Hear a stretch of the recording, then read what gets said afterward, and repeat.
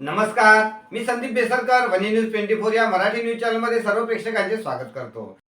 महाराष्ट्र प्रदेश महिला काँग्रेसच्या अध्यक्षा संध्याताई सवालाखे यांच्या निर्देशानुसार यवतमाळ जिल्हा महिला काँग्रेसच्या अध्यक्षा वंदना आवारी यांच्या नेतृत्वाखाली वनी येथील बरोरा रोडवर आंदोलन करण्यात आले।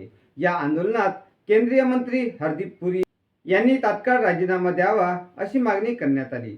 आंदोलनादरम्यान कार्यकर्त्यांनी सांगितले की जेफ्री एप्स्टीन फाईलशी हरदीप पुरी यांचा संबंध असल्याचे काही पुरावे समोर आल्याचा आरोप करण्यात येत असून या प्रकरणाची सखोल चौकशी व्हावी, तसेच पंतप्रधान नरेंद्र मोदी यांच्या नावाशी संबंधित ईमेल एप्स्टीन फाईलमध्ये आढळल्याचा आरोप करत त्याबाबतही स्वतंत्र व निष्पक्ष चौकशी करून सत्य जनतेसमोर आणावे अशी मागणी महिला काँग्रेसच्या पदाधिकाऱ्यांनी केली। यावेळी अमेरिकासोबत करण्यात आलेला करार हा शेतकऱ्यांच्या हिताचा नसल्याचा आरोप करत शेतकऱ्यांना न्याय द्यावा अशीही मागणी आंदोलनकर्त्या महिलांनी केली।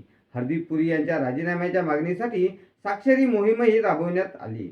या आंदोलनात वनी शहराध्यक्ष श्यामादिदी तोटावार, नगरसेविका सौ करुणा कांबळे, निलिमा काळे, प्रमिला पावडे, वंदना दगडी, दर्शना पाटील, मंदा सोनारखन, सविता गंधेवार, प्रेमिला गोहकार, दीपाली वाघमारे, बेबी दांडेकर, आशा मेश्राम, गिरजा मोहुर्ले, माधुरी चौधरी, अंजना शेंडे, शेशी चौधरी तसेच महिला काँग्रेसच्या मोठ्या संख्येने पदाधिकारी व कार्यकर्त्या महिला उपस्थित होत्या।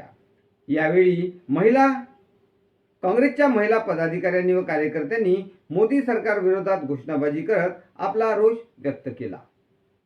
पण माहितीच आहे, अलीकडेच जे आपल्या सर्वांना सोशल मीडियावर म्हणा की मीडियामध्ये दिसत आहे, जेफ्री एप्स्टीन फाईलमध्ये आपल्या मोदी सरकारचं नाव आलेलं आहे, आपल्या मोदीजीचं नाव आलेलं आहे। ही अतिशय लाजिरवाणी गोष्ट आहे। आपल्याला जो देशाची जी आपली भूमिका प्रथम नागरिक आणि तो एप्स्टीन फाईलसारख्या प्रकरणात अडकतो, ही कुठेतरी सेमफुल गोष्ट आहे।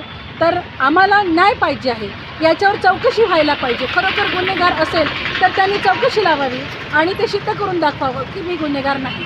आम्ही आज ही मागणी घेऊन आलेलो आहोत की जेफ्री एप्स्टीन प्रकरणामध्ये मोदीचं नाव आहे की नाही याची सखोल चौकशी करून आम्हाला ती माहिती देण्यात यावी। आणि दुसरा मुद्दा असा आहे, मंत्री ज्याचं नाव एप्स्टीन फाईलमध्ये पहिल्या नंबरवर आहे। एप्स्टीन फाईल प्रकरण काय आहे तर तिथे त्या बेटावर एप्स्टीन नावाचा राक्षस लहान लहान मुलांना नेऊन त्या बेटावर ठेवायचा आणि मोठे मोठे नेते व्यापारी तिथं जाऊन त्या मुलांचं शोषण करायचा।